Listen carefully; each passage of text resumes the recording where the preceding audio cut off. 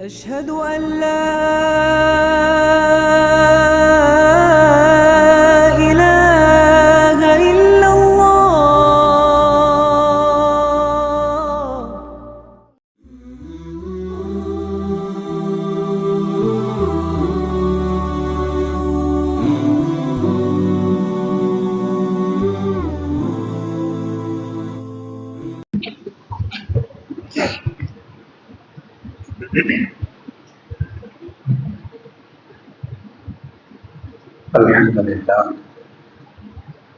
الحمد لله نحمده ونستعينه ونستغفره ونؤمن به ونتوكل عليه ونعوذ بالله من شرور أنفسنا ومن سيئات أعمالنا من يهده الله فلا مضل له ومن يضلل فلا هادي له وأشهد أن لا إله إلا الله وحده لا شريك له وأشهد أن محمدا عبده ورسوله. اللهم صل على محمد وعلى آل محمد كما صليت على إبراهيم وعلى آل إبراهيم إنك حميد مجيد.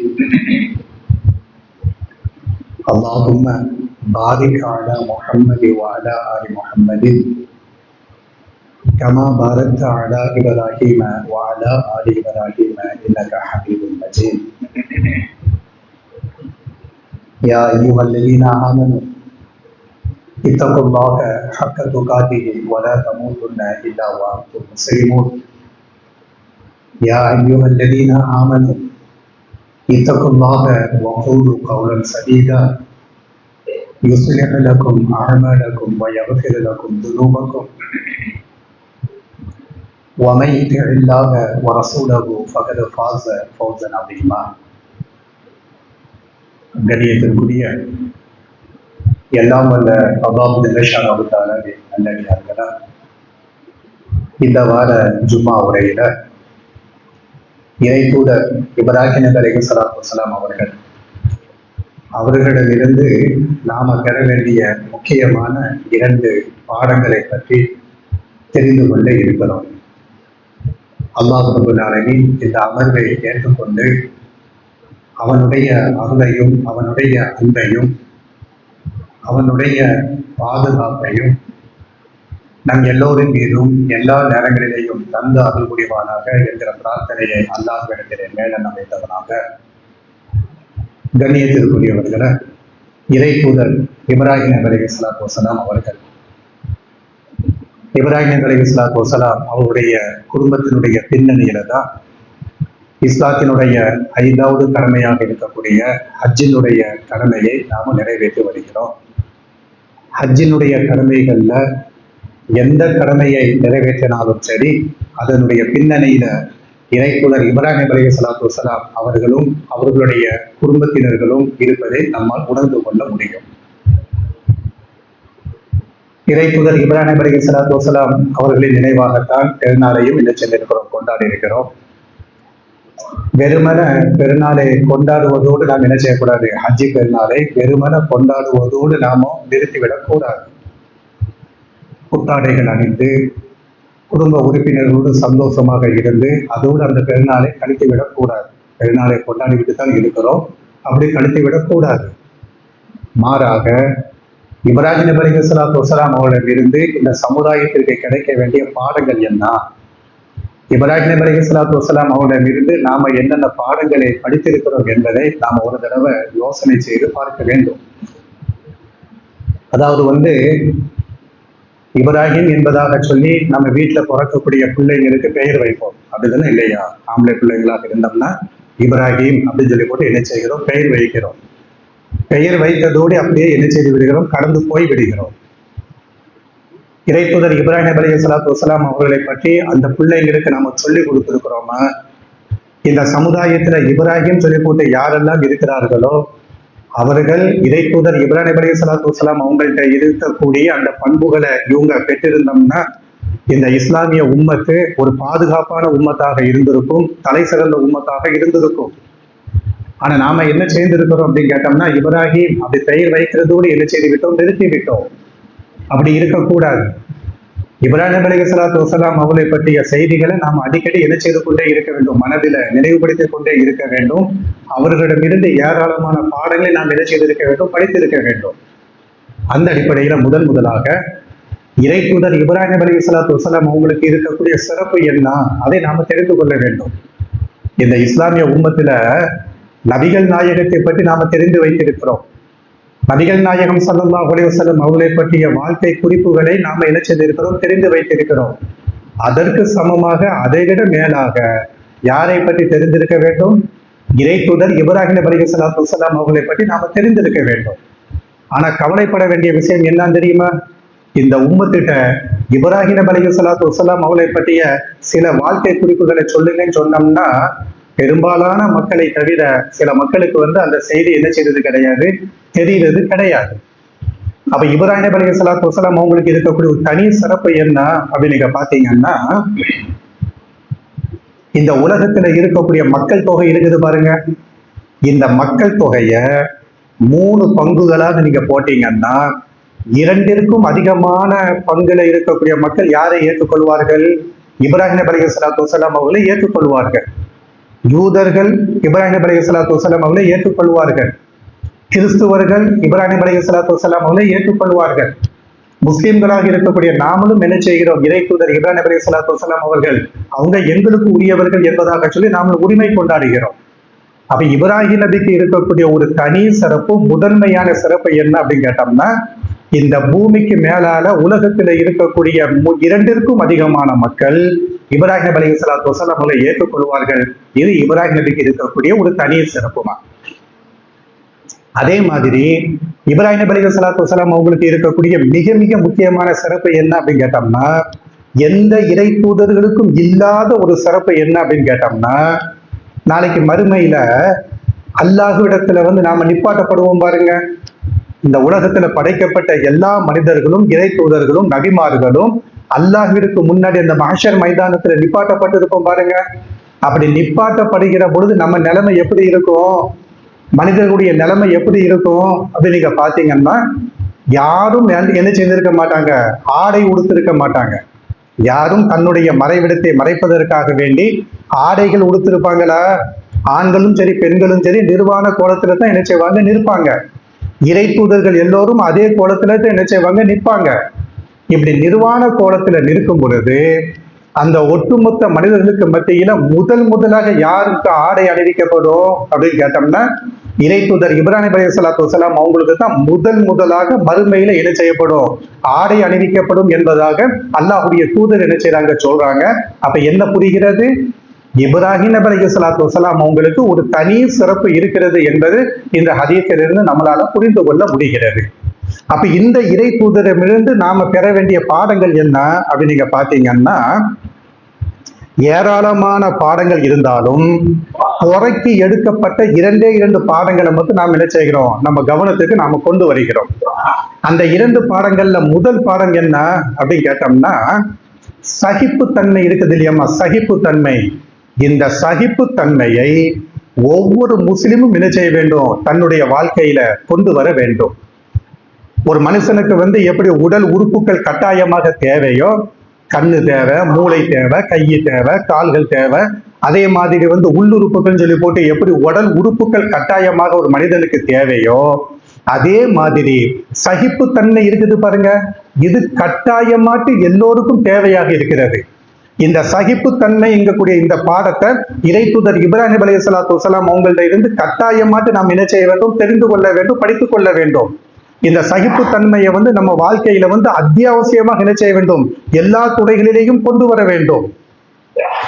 தனி மனிதனாக இருந்தாலும் சரி, ஒரு சமூகமாக இருந்தாலும் சரி, ஒரு பெரிய கூட்டமைப்பு ஜமாத்தாக இருந்தாலும் சரி, ஒரு பெரிய குடும்பமாக இருந்தாலும் சரி, அரசியல் வாழ்க்கையாக இருந்தாலும் சரி, மனிதன் சார்ந்திருக்கக்கூடிய எந்த துறையாக இருந்தாலும் சரி, சகிப்புத்தன்மை என்பது கட்டாயமான ஒரு தன்மையாக இருக்கிறது. அது ஒரு மனிதனுக்கு இருக்க வேண்டிய தலை சிறந்த குணமாக இருக்கிறது. இந்த சகிப்புத்தன்மையை ஒரு மனிதன் எந்த நேரத்திலேயும் எந்த சந்தர்ப்பத்திலேயும் கைவிட்டு விடவே கூடாது. சகிப்புத்தன்மை என்ன செய்ய வேண்டும்? இப்ராஹிம் நபியிடமிருந்து என்ன செய்ய வேண்டும்? நாம படித்துக் கொள்ள வேண்டும். இந்த சகிப்புத்தன்மை நாம இழந்துட்டோம்னு வச்சுக்கிடுங்களேன். சகிப்புத்தன்மை நாம இழந்து விட்டால் நம்மளுடைய வாழ்க்கை இருக்குது பாருங்க, அது ஒரு பெரும் நஷ்டத்தை என்ன செய்து விடும்? சந்தித்து விடும். ஒரு பெரும் சோகத்தை சந்தித்து விடும். எந்த மனுஷனுக்குமா நஷ்டம் இல்லை? எந்த மனுஷனுக்கு சோதனை இல்லை? எந்த மனிதனாக இருந்தாலும் சரி, கஷ்டம், நஷ்டம், துயரம், துன்பம், இழப்பு எல்லாம் இருக்கத்தான் செய்யும். வீட்டுக்கு வீடு எப்படி வாசப்படி நாம சொல்லுகிறோமோ அதே மாதிரி மனித வாழ்க்கையில பிரச்சனைகள் இருக்கத்தான் செய்யும். பிரச்சனைக்கு அப்பாற்பட்டவரும் சொல்லி போட்டு யாரும் என்ன செய்ய முடியாது, யாரையும் காட்ட முடியாது, யாரையும் சொல்ல முடியாது.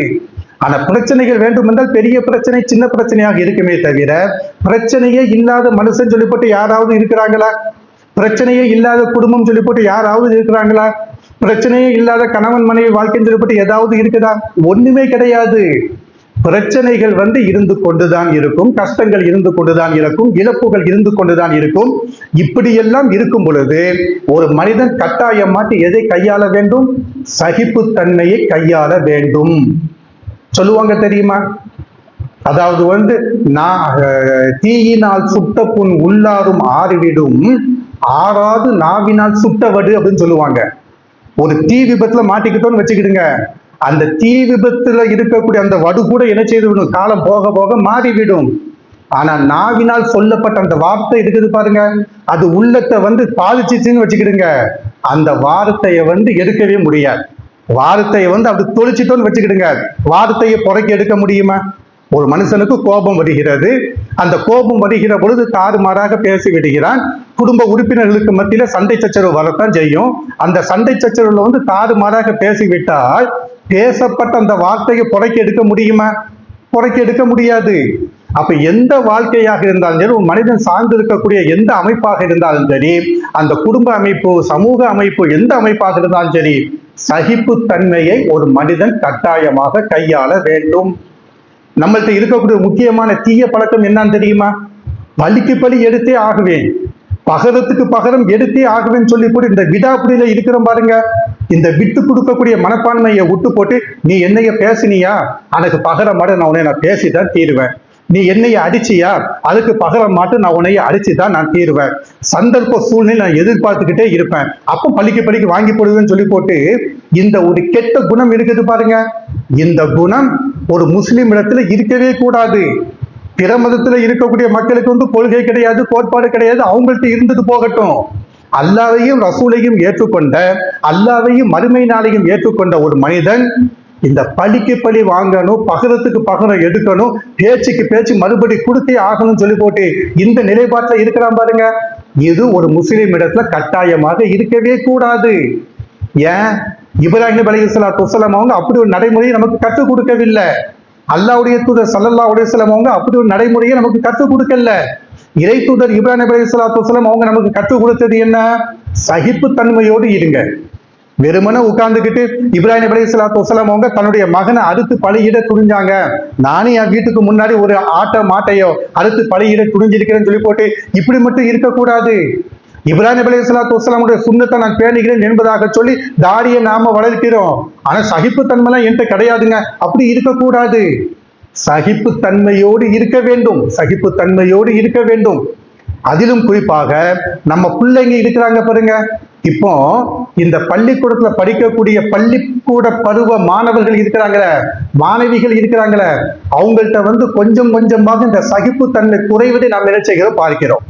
காலையில பள்ளிக்கூடத்திற்கு தயாராகிறதுல இருந்து, அந்த பிள்ளைங்களுக்கு சாப்பாடு உணவு தயாராக்குறதுல இருந்து, பெற்றோர்களாக இருந்தாலும் சரி, பிள்ளைங்களாக இருந்தாலும் சரி, அந்த பிள்ளைங்களை கொண்டு போய் பள்ளிக்கூடத்துல கொண்டு போய் விட போகக்கூடிய அந்த ஒரு நேரமாக இருந்தாலும் சரி, டோட்டலா ஒரு முஸ்லீமுடைய சமூகத்துல, ஒரு முஸ்லீமுடைய குடும்பத்துல இந்த சகிப்புத்தன்மை என்பது கொஞ்சம் கொஞ்சமாக குறைந்து கொண்டிருப்பதை நாம பார்க்கிறோம். அது இருக்கவே கூடாது. இறை தூதர் இப்ராஹிம் நபி அலைஹிஸ்ஸலாத்து வஸ்ஸலாம் அவங்களை பார்த்து திருமறை குர்ஆனில் அல்லாஹ் ரப்பல் ஆலமீன் சொல்லுகிறான், இன்ன இப்ராஹீம, நிச்சயமாக இப்ராஹிம் என்கிற இந்த இறை தூதர் இருக்கிறாங்களே, இப்ராஹிம் நபி அலைஹிஸ்ஸலாத்து வஸ்ஸலாம் அவங்க இருக்கிறாங்களே, இவங்க லஹலீமுன், சகிப்புத்தன்மை உடையவர்களாக இருப்பார்கள். அவங்கள்ட்ட வந்து என்ன தன்மை இருக்குமா? சகித்து போகக்கூடிய அந்த தன்மை, எதையும் சாதாரணமாக எடுத்துக்கொள்ளக்கூடிய தன்மை, எதிலையும் தாறுமாறாக நடந்து கொள்ளாத தன்மை, எதிலையும் அவசரப்பட்டு வார்த்தைகளை விடாத அந்த தன்மை இருக்குது பாருங்க. சகிப்புத்தன்மையோடு இப்ராஹிம் நபி ஸல்லல்லாஹு அலைஹி வஸல்லம் அவங்க நிச்சயமாக இருக்கிறார்கள் என்பதாக திருமறை குர்ஆன்ல அல்லாஹ் ரப்பல் ஆலமீன் சொல்கிறார். அதே மாதிரி வந்து இப்ராஹிம் நபி ஸல்லல்லாஹு அலைஹி வஸல்லம் அவங்களுக்கு நீண்ட நாட்களுக்கு பின்னாடி ஒரு குழந்தை அல்லாஹ் கொடுத்தான் பாருங்க. இஸ்மாயில் என்கிற அந்த ஒரு குழந்தையை கொடுத்தான் பாருங்க. அந்த குழந்தையை பற்றி திருமறை குர்ஆன்ல அல்லாஹ் ரப்பல் ஆலமீன் எப்படி சொல்கிறான்? குழந்தை கொடுப்பதற்கு முன்னாடியே இஸ்மாயில் நபி ஸல்லல்லாஹு அலைஹி வஸல்லம் பற்றிய சுப செய்தியை இப்ராஹிம் நபிக்கு அல்லாஹ் எப்படி சொல்கிறான்? ஃபபஷர்னாஹு பிகுலாமின் ஹலீம். இப்ராஹிம், நீ எப்படி சகிப்புத்தன்மையோடு இருக்கிற? வாப்பா சகிப்புத்தன்மை, அவருக்கு பிறக்கக்கூடிய மகன் கோபக்காரனா பிறந்தா என்னத்துக்கு ஆகும்? வாப்பா எதையும் சகித்துக்கிட்டு அனுசரிச்சு போகக்கூடிய தன்மையில வாப்பா இருக்கிறாங்க. பிள்ளைங்க தாறுமாறா நடந்தா என்னத்துக்கு ஆகும்? பிள்ளைங்க அடாவடித்தனமா நடந்தா என்னத்துக்கு ஆகும்? எனவேதான் தந்தை சகிப்புத்தன்மையோடு இருக்கிறார். இந்த தந்தைக்கு நீண்ட நாட்களுக்கு பின்னாடி கொடுக்கக்கூடிய அந்த குழந்தை தந்தையுடைய பேரை கெடுத்துடக்கூடாது. தந்தை சகித்து நடக்கும் பொழுது இவன் கோபக்காரனாட்டு இருக்கக்கூடாது. தந்தை எதையும் சாதாரணமாக எதிர்கொள்ளுகிற பொழுது இவன் தடாபடான்னு சொல்லப்பட்டு எதிர்கொள்ள கூடாது என்பதற்காக வேண்டி இப்ராஹிம் நபிக்கு அல்லாஹ் நீண்ட காலத்திற்கு பின்னாடி குழந்தை கொடுக்கலாம் பாருங்க. அந்த குழந்தையை பற்றி அல்லாஹ் சுப செய்தி சொல்லுகிறான். எப்படி சொல்லுகிறான்? ஃபபஷர்னாஹு பிகுலாமின் ஹலீம். இப்ராஹிமே, உனக்கு நான் ஒரு குழந்தையை கொண்டு சுப செய்தி சொல்லுகிறேன். அந்த குழந்தை எப்படி தெரியுமா இருப்பாங்க? சகிப்புத்தன்மை உடையவராக இருப்பார்கள். எனவே தானங்க மலத்தை போட்டு அறுக்க துணிகிற பொழுது இஸ்மாயில் நபி ஸல்லல்லாஹு அலைஹி வஸல்லம் சகிப்புத்தன்மையோடு படுத்திருந்தாங்க. ஃபதல்லாஹு, இப்ராஹிம் இஸ்மாயிலை தள்ளினார். இப்படி தள்ளுகிற பொழுது, அறுத்து பலியிடுவதற்காக வேண்டி தள்ளினார். அப்படி தள்ளுகிற பொழுது குழந்தை என்ன செய்தாங்க? சகிப்புத்தன்மையோடு இருந்தாங்க. எதையும் என்ன செய்யல, தட்டி கழிச்சிட்டு ஓடி போகல, சகித்து கொண்டிருந்தார்கள் என்பதாக திருமறை குர்ஆன்ல அல்லாஹ் ரப்பல் ஆலமீன் சொல்கிறான். அப்ப என்ன புரிகிறது? நம்மளுடைய குடும்ப அமைப்பு சீராக போக வேண்டும் என்றால், ஒரு சமூக அமைப்பு சீராக போக வேண்டும் என்றால், இப்ராஹிம் நபி ஸல்லல்லாஹு அலைஹி வஸல்லம் உங்கள்கிட்ட இருந்து பெற வேண்டிய முக்கியமான பாடம் அந்த சகிப்புத்தன்மை என்கிற பாடத்தை என்ன செய்ய வேண்டும்? பெற வேண்டும். இன்னைக்கு பாருங்க, இந்த இஸ்லாமிய உம்மத்தினுடைய குடும்ப அமைப்பு இருக்குது பாருங்க. எதுக்கு சண்டை சச்சரவுல போய் நிக்குது? எதுக்கு சண்டை சச்சரவுல போய் நிக்குது? அட, திருமணம் முடித்து கொடுத்த மறு மாதத்திலேயே, திருமணம் முடித்து கொடுத்த மறு வருடத்திலேயே, திருமணம் முடித்து கொடுத்து ஒரு குழந்தை 2 குழந்தை பெற்றதற்கு பிறகு விவாகரத்து லெட்டர் எதுக்கு பள்ளிவாசல் ஜமாத்துக்கு வருது? ஒரு பொம்பளை பிள்ளைய நான் நஷ்டப்பட்டு வளர்த்திருக்கிறேன். ஒரு பொம்பளை பிள்ளைய மடியில நெருப்பை கெட்டிக்கிட்டு என்ன செஞ்சிருக்கேன்? வளர்த்து ஆளாக்கி இருக்கிறேன். வளர்த்து ஆளாக்கின இந்த பொம்பளை பிள்ளைய மாற்பிள்ளை தேடுவதற்காக வேண்டி எவ்வளவு சிரமப்பட்டு இருக்கிறேன். இந்த தெருல கிடைக்குமா, அந்த தெருல கிடைக்குமா, இந்த ஊர்ல கிடைக்குமா, அந்த ஊர்ல கிடைக்குமா, 10 பேர்கிட்ட சொல்லி வச்சு ஒரு மாப்பிள்ளையும் என்ன செய்தாச்சு? நல்ல முறையில பார்த்து தீர்மானம் பண்ணி என்ன செய்தாரு? திருமண வாழ்க்கையில ஒப்படைச்சாச்சு. மணமகனையும் மணமகளையும் திருமண வாழ்க்கையில, அந்த குடும்ப வாழ்க்கையில நாம என்ன செய்தாச்சு? அடி எடுத்து வச்சு கொடுத்தாச்சு. அடுத்த கொடுத்த மறு மாசமே விவாகரத்து லெட்டர் எதுக்கு பள்ளிவாசலுக்கு வருது? கொடுத்த மறு நிமிஷமே குடும்பத்துல உட்கார்ந்துக்கிட்டு அந்த பெண்ணுடைய பெற்றோர்கள் எதுக்கு அழுதுகிட்டு இருக்கிறாங்க? என் பிள்ளைய நஷ்டப்பட்டு ஒரு இடத்துல கெட்டு கொடுத்தேன், என் பிள்ளை மன அமைதி இல்லாம வாழ்ந்துகிட்டு இருக்குது, என் பிள்ளை கண்ணீர் வடிச்சுக்கிட்டு இருக்குது, என் பிள்ளை ஒரு வாய் சாப்பாட கூட மன நிறைவாட்டி சாப்பிட இல்லைன்னு சொல்லி போட்டு எதுக்கு பெற்றோர்கள் கண் கலங்கிக்கிட்டு இருக்கிறாங்க? எதுக்கு பெற்றோர்கள் நஷ்டப்பட்டு இருக்கிறாங்க? சகிப்புத்தன்மை இல்ல. குடும்ப அமைப்புல அப்பந்தான் அடி எடுத்து வைக்கக்கூடிய மக்களுக்கும் இதே பிரச்சனை இருக்குது. பேரம் பேத்திகள் பார்த்த அந்த ஹஸ்பண்ட் ஆஃப் ஒய்ஃப் இருக்கிறாங்களே, அவங்களுக்கும் அதே பிரச்சனை இருக்குதா இல்லையா? பேரம் பேத்தி பார்த்தாச்சு. என் வீட்டுக்குள்ளால ஹாலில் ஒரு பேரம் பேத்தி தவுண்டுகிட்டு இருக்கிறாங்க. கணவன் மனைவிக்கு மத்தியில இந்த சகிப்புத்தன்மை இல்லாததுடைய விளைவு என்ன? குடும்பத்துக்குள்ளால சண்டை சச்சரவு. அப்போ சகிப்புத்தன்மை என்பது கட்டாயமாக இருக்க வேண்டும். இப்ராஹிம் நபியிடமிருந்து படிக்க வேண்டிய முக்கியமான பாடம் இந்த பாடம். அதாவது அஷஜ் அப்துல் கைஸ் அப்படிங்கக்கூடிய ஒரு நபித்தோழர், அல்லாஹ்வுடைய தூதர் ஸல்லல்லாஹு அலைஹி வஸல்லம் காலத்துல வாழ்ந்த ஒரு நபித்தோழர். யாரு? அஷத் அப்துல் கைஸ் அப்படிங்கக்கூடிய ஒரு நபித்தோழர். அந்த நபித்தோழரை அல்லாஹ்வுடைய தூதர் கூப்பிடுறாங்க. கூப்பிட்டு சொல்றாங்க, ஏப்பா, அதாவது இன்ன ஃபீக குல்லத்தைனி, உன்னிடத்துல 2 பண்புகள் இருக்கிறது.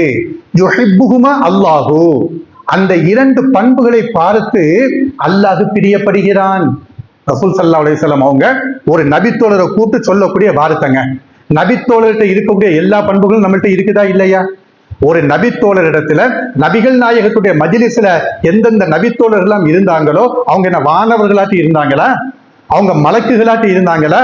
நம்மளே மாதிரி ஒரு கவலை சாப்பாடு சாப்பிடக்கூடிய ஒரு மனுஷனாகத்தானே இருந்தாங்க. நம்மளே மாதிரி தெருக்குள்ளால நடக்கக்கூடிய ஒரு சாதாரண மனுஷனாகத்தானே இருந்தாங்க. அப்ப அந்த நபித்தோழர் இருக்கக்கூடிய அஷஜ் அப்துல் கைஸ கூப்பிட்டு சொல்றாங்க, அல்லாஹ்வுடைய தூதர் சொல்றாங்க, இன்ன ஃபீக ஹுல்லத்தைனி, அப்துல் கைஸ் ஒன்ட்ட 2 பண்புகள் இருக்கிறது. யுஹிப்புஹுமா அல்லாஹு, அந்த 2 பண்புகளை அல்லாஹு பிரியப்படுகிறான்.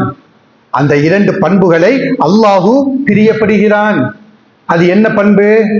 நம்பர் 1 அல் ஹில்ம், நீ சகிப்புத்தன்மையோடு நடக்கிறப்பா. உன் குடும்ப உறுப்பினர்களுக்கு மத்தியில இருந்தாலும் சரி, பள்ளிவாசலுக்கு ஜமாத்தோடு வந்து நிற்கும் பொழுது 10 முகம் 20 முகத்தை நீ பார்க்கிற பேரு ஒரு கையில இருக்கக்கூடிய விரல் எல்லாம் ஒண்ணு போல இருக்குதா? அப்படி பேசுவோமே. கையில இருக்கக்கூடிய விரல்கள் எல்லாம் ஒண்ணு போல இருக்குதா? கட்டையும் நட்டையுமா தான் இருக்கும். அட கை விரல்கள் கட்டையும் நட்டையுமாக இருந்தால் தான் அள்ளி சாப்பிட முடியும். கை விரல்கள் கட்டையும் நட்டையுமாக இருந்தால் தான் ஒரு ஆடையை உடுக்க முடியும். கையில இருக்கக்கூடிய எல்லா விரல்களும் சமமாக இருந்துச்சுன்னு வச்சுக்கிடுங்க, அள்ளி சாப்பிட முடியாது, ஆடையை உடுக்க முடியாது, கழிவறைக்கு போனோம்னா மலஞ்சலம் நீக்க முடியாது, சுத்தமாக முடியாது. அப்ப கையே என்று எடுத்துக்கொண்டால் எப்படி 5 விரல்கள் ஒண்ணு மேல ஒண்ணு கீழே ஒண்ணு கட்ட ஒண்ணு நட்டையாக இருந்து அந்த கையை செயல்படுகிறதோ அதே மாதிரிதான் குடும்ப அமைப்பா. 4 பேர் இருக்கிறாங்க, 4 பேருடைய சிந்தனையும் வேற மாதிரி இருக்கும். ஒரு பள்ளிவாசலுடைய ஜமாத்தா, அந்த ஜமாத்துல 50 பேர்கள் வருகிறார்கள் என்றால் அந்த 50 பேருடைய குணமும் ஒன்னே மாதிரி இருக்கும்னு எதிர்பார்க்காத. 50 பேருடைய குணமும் 50 வகையாக இருக்கும். அதான் ரசூல் ஸல்லல்லாஹு அலைஹி அப்துல் கைஸை பார்த்து சொல்றாங்க, உன்கிட்ட இருக்கக்கூடிய 2 பண்புகள்ல முதல் பண்பு என்னது? நீ சகிப்புத்தன்மையோடு இருக்கிற பாரு, இதை அல்லாஹ் பிரியப்படுகிறான். 2வது தன்மை என்னது? உன்னிடம் இருக்கக்கூடிய தன்மையில 2வது தன்மை நிதானம். எதுவாக இருந்தாலும் சரி, அந்த அப்துல் கைஸுடைய சஹாபி இருக்கிறாங்க பாருங்க, நிதானமாட்டே போகுவாங்க, நிதானமாட்டே நடந்துக்கிடுவாங்க, அவசரப்படவே மாட்டாங்க. எதிலையுமே அவசரப்பட்டு ஆத்திரப்பட்டு பேசுறது, செயல்படுறது, நடக்கிறது இதுல கையாளவே மாட்டாங்க. எதுவாக இருந்தாலும் சரி நிதானமாக நடப்பார்கள், எதுவாக இருந்தாலும் சரி சகிப்புத்தன்மையோடு நடப்பார்கள் என்பதாக அந்த அப்துல் கைஸுடைய நபித்தோழரை பார்த்து அல்லாஹ்வுடைய தூதர் சொல்றாங்க, இந்த 2 குணம் உன்னிடத்தில் இருப்பதின் காரணத்தினால் இந்த 2ஐயும் அல்லாஹ் பிரியப்படுகிறான், உன்னையும் அல்லாஹ் பிரியப்படுகிறான். அப்ப இப்ராஹிம் நபியிலிருந்து நாம படிக்க வேண்டிய முக்கியமான பாடத்தை நம்ம படிக்கணுமா, படிக்க கூடாதா? வெறுவன புத்தாடைகளை அணிந்து கொண்டு பெருநாளை ஹஜ்ஜி பெருநாளை கொண்டாடுவது மட்டும்தான் இப்ராஹிம் நபியை நாம உரிமை கொண்டாடக்கூடிய விஷயமா கிடையாது. சகிப்புத்தன்மையோடு இருக்கணும். அதாவது அல்லாஹ்வுடைய தூதர் ஸல்லல்லாஹு அலைஹி வஸல்லம் அவங்க, நபிகள் நாயகம் ஸல்லல்லாஹு அலைஹி வஸல்லம் அவங்க வந்துகிட்டு இருக்கிறாங்க. அனஸ் இப்னு மாலிக் கூட என்ன செய்றாங்க, மதீனாவுடைய அந்த வீதியில என்ன செய்றாங்க, நடந்து வந்துகிட்டே இருக்கிறாங்க. வரும்பொழுது கிராமவாசிகள் இருக்கிறாங்க பாருங்க, காட்டரபிகள். இந்த காட்டரபிகளுக்கு அல்லாஹ்வுடைய தூதர் இடத்துல எப்படி நடக்கணும் அப்படிங்கக்கூடிய பண்பு தெரியாது. அவங்க கிராமவாசிகள். இறை தூதர்களிடத்த எப்படி நாம நடக்க வேண்டும், நல்ல மதிப்பு உள்ளவர்கள்ட்ட எப்படி நாம நடந்து கொள்ள வேண்டும், பெரியவர்களிடத்த எப்படி நாம நடந்து கொள்ள வேண்டும் என்கிற அந்த ஒரு அடிப்படையான விஷயம் இருக்குது பாருங்க, அது அவங்களுக்கு தெரியாது. இன்னைக்கு இருக்கக்கூடிய கிராமவாசிகளுக்கு அப்படித்தானே இருக்கிறாங்க. நகரத்துல கொண்டு விட்டுட்டோம்னா ஒரு கடை முதலாளிட்ட எப்படி பேசணும், ஒரு கம்பெனி முதலாளிட்ட எப்படி பேசணும் தெரியாம தானே இருக்கிறாங்க. அந்த அடிப்படையில ஒரு கிராமவாசி என்ன பண்ணாங்க, அல்லாஹ்வுடைய தூதர் வர்றதை நினைச்சாங்க, பாக்குறாங்க. பார்த்த உடனே அவருடைய தோல்ல கிடக்கக்கூடிய டவல் இருக்குது பாருங்க, அந்த டவலை எடுத்து நபிகள் நாயகத்துடைய கழுத்துல தூக்கி நினைச்சாரு, அப்படி போடுறாரு. போட்டுட்டு அந்த டவலை பிடிச்சி இப்படி நினைச்சாப்புல இருக்குதாப்புல. அப்படி இருக்கிக்கிட்டே சொல்றாங்க, யா முஹம்மத், அல்லாஹ் உன்கிட்ட தந்திருக்கக்கூடிய பொருளாதாரம் இருக்குதா இல்லையா? அல்லாஹ் உனக்கு எவ்வளவு பொருளாதாரத்தை தந்திருக்கிறான். மக்கால இருக்கும் பொழுது அனாதையாக இருந்தீங்க, மக்கால இருக்கும் பொழுது ஏழையாட்டி இருந்தீங்க. இப்ப மதீனாவிற்கு வந்ததற்கு பின்னாடி இறை தூதர் இங்கக்கூடிய அந்த நுபுவத்திலையும் நீங்க இருக்கிறீங்க, ஜனாதிபதியாட்டி இருக்கிறீங்களா இல்லையா? இறை தூதர் இங்கக்கூடிய பக்குவத்திலே நீங்க போய்கிட்டு இருக்கிறீங்க, ஜனாதிபதி இங்கக்கூடிய அந்த அதிகார வர்க்கத்தில் நீங்க இருக்கிறீங்களா இல்லையா? எனவே உங்களிடத்துல அல்லாஹ் தந்திருக்கக்கூடிய பொருளாதாரம் இருக்குது பாரு, அந்த பொருளாதாரத்துல இருந்து ஒரு தொகையை எடுத்து வையி என்பதாக சொல்லி தவளை கழுத்துல போட்டுக்கிட்டு இப்படி இருக்கிக்கிட்டு எரிச்சாங்க கேட்கிறார்.